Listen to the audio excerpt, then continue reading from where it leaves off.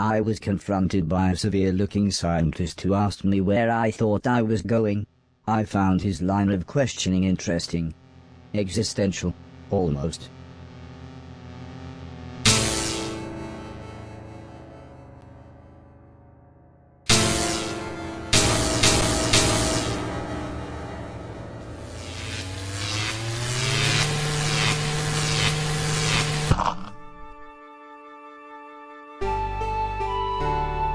I was so stunned I couldn't speak.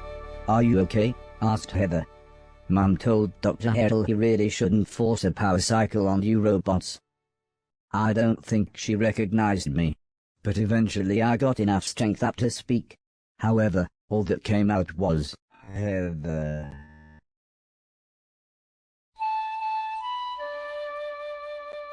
As for the old lady, I don't know how, but she recognized me as soon as I walked through the door of their living quarters.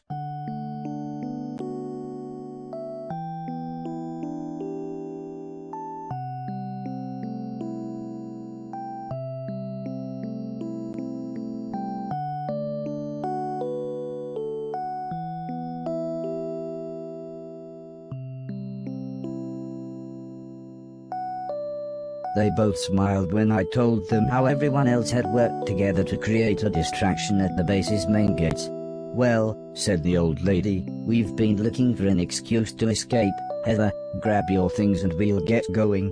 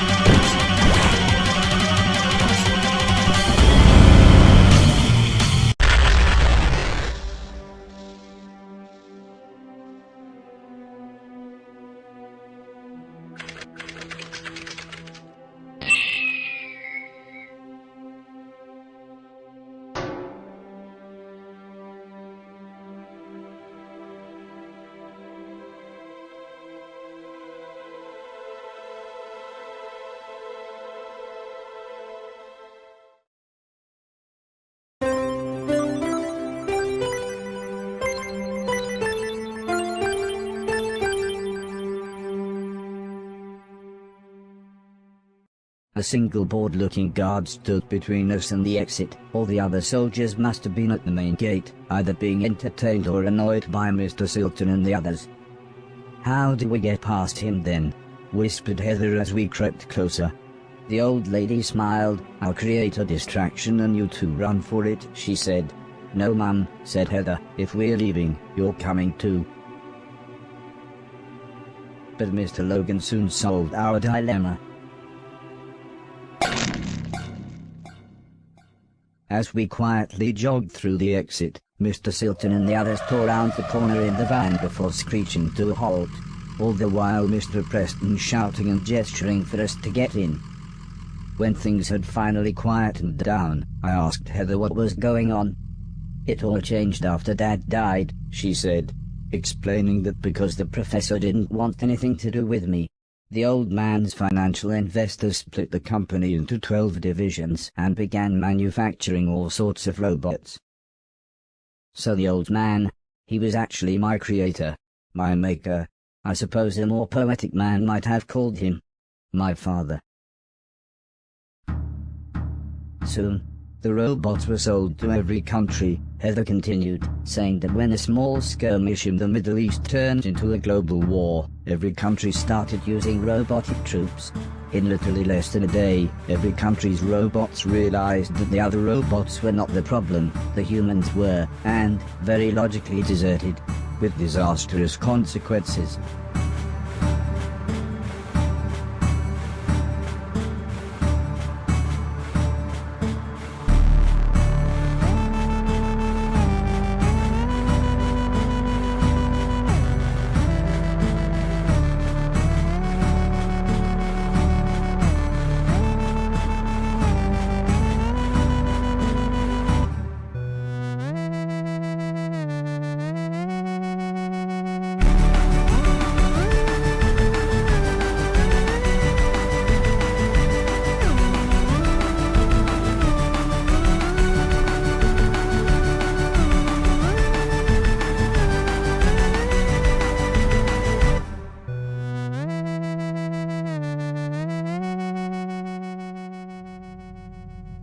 It suddenly all made sense.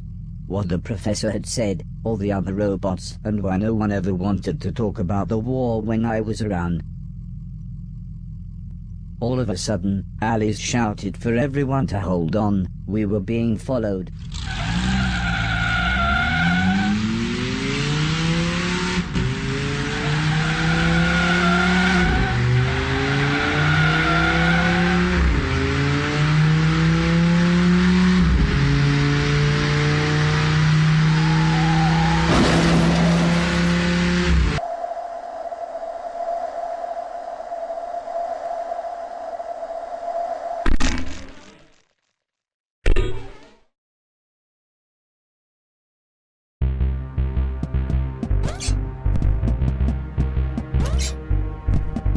I'd never really considered the idea of God, but I actually prayed that Heather was okay.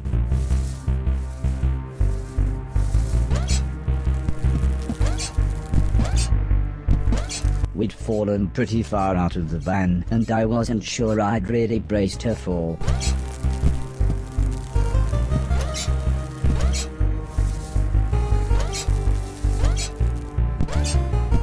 Heather greeted me with a calm smile.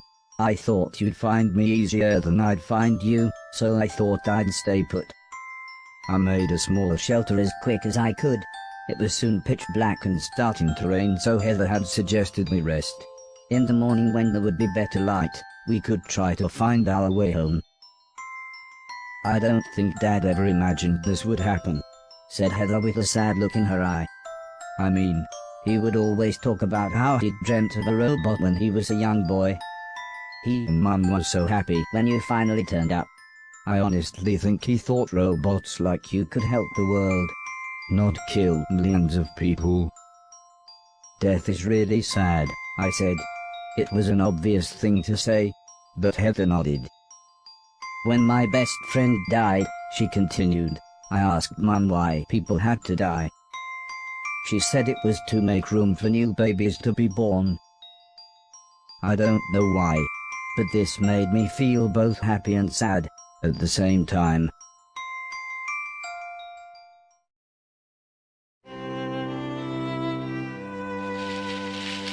Mr. Preston practically fell through a bush as he said, "There you are. We've been looking for you all night." He explained that they had lost the soldiers but the van had broken down. Luckily though, it was actually only a short walk away. I must have looked sad when we got back, as the old lady sat down beside me. "What's the matter?" she asked. I told her that Heather had explained the war to me. The old lady sighed, "It's not your fault," before saying how the original idea was for the robots to be raised like children, learning and developing their own consciousness. But, when the old man died and I was shut down, my consciousness was taken, hacked, and copied to every other robot, to bypass the growing up stage. Heather explained that every robot had a tiny bit of my memories, of the old man, the house, of everything. So when the war broke out, hundreds of unstable robots kept arriving at their house.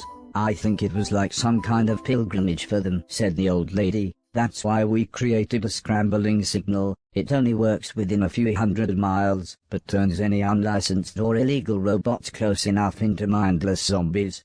That's another reason we were surprised to see you." Heather explained how most of the planet had been taken over by robots. She said they were looking for more people, but it wasn't looking good. They had received a radio signal from Japan. There was a few thousand people who survived there. "Lord knows how," said the old lady. "Their robots outnumbered people 50-1 by the time the war broke out." Heather said how she had been writing a virus that would shut any robot down. "I'm not really a great coder," she said. "Mom was trying to work out a way to boost the scrambling signal, but now you're here I've got an idea." The old lady smiled and slowly nodded. "We should be able to clone your personality and broadcast your consciousness to all the other robots." Heather smiled. "We'll make them all nice." "Robot," interrupted Mr. Sultan, "we're nearly done, but we're all starving. See if you can catch us one of them rabbits."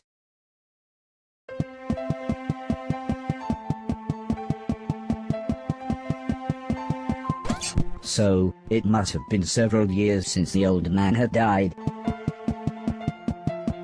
It was strange. Heather was now as tall as me, if not taller. But at least everyone was back together. I was so happy for the first time in ages. I just knew everything was going to be alright. After all we needed to do was save the world, or at least help put it back together. I suddenly realized what Mr. Sultan meant by "we're all starving."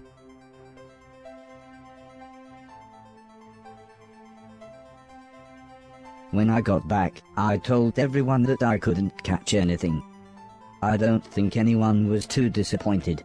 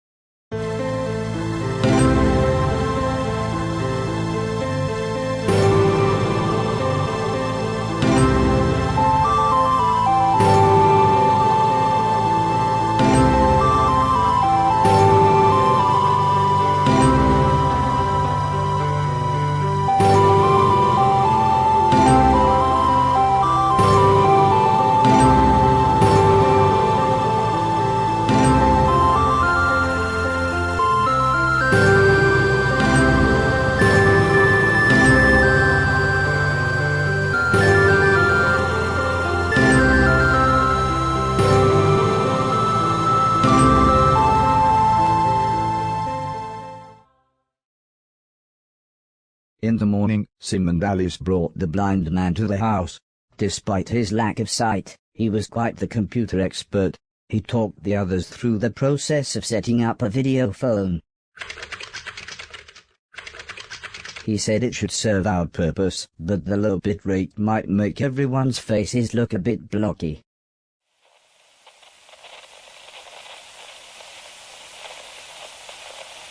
The device soon crackled into life. Hello Nighthawk. This is Dr. Hero of Japan. Are you receiving me? Over. Hello, said the old lady. This is Nighthawk. It's good to speak to you again. Dr. Hero explained that something had gone wrong and the enemy robots had nearly breached their defenses. We have everything we need to broadcast our nice virus and make the robots far more passive. It might take a few months. Can you hold out until then? Dr. Hero sighed. Well, we'll have to. I spent the rest of that day helping Sim and the blind man set up a computer with what they called the internet.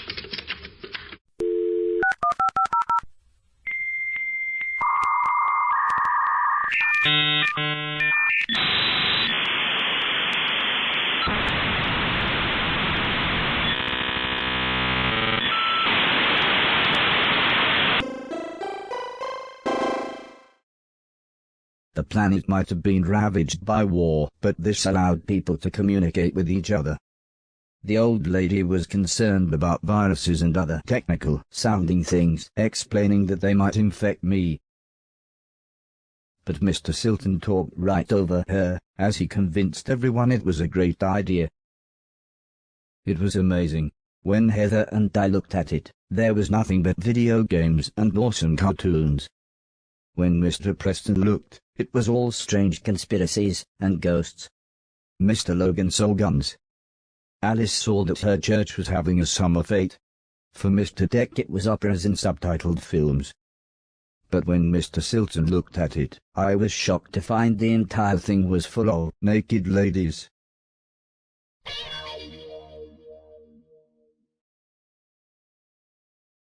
Later that evening, Mr. Silton wheeled an old piano into the room. Heather smiled as she explained that her parents had bought it for her when she had seen it in an old junk shop. As a thank you, she had written a piece of music for her parents, which one day she tried to play for them.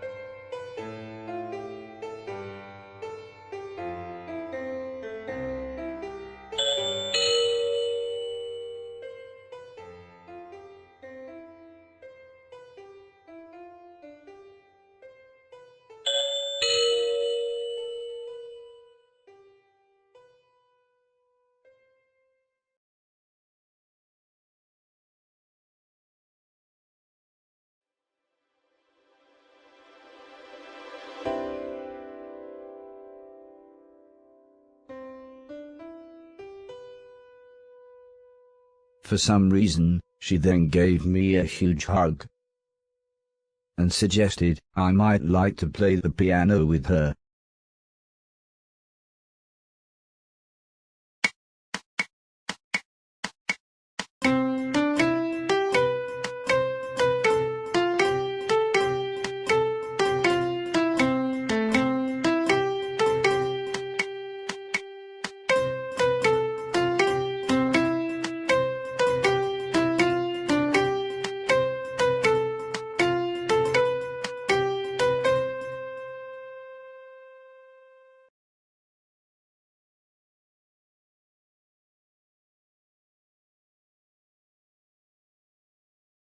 As happy as the old lady was with us playing the piano, we soon got back to business.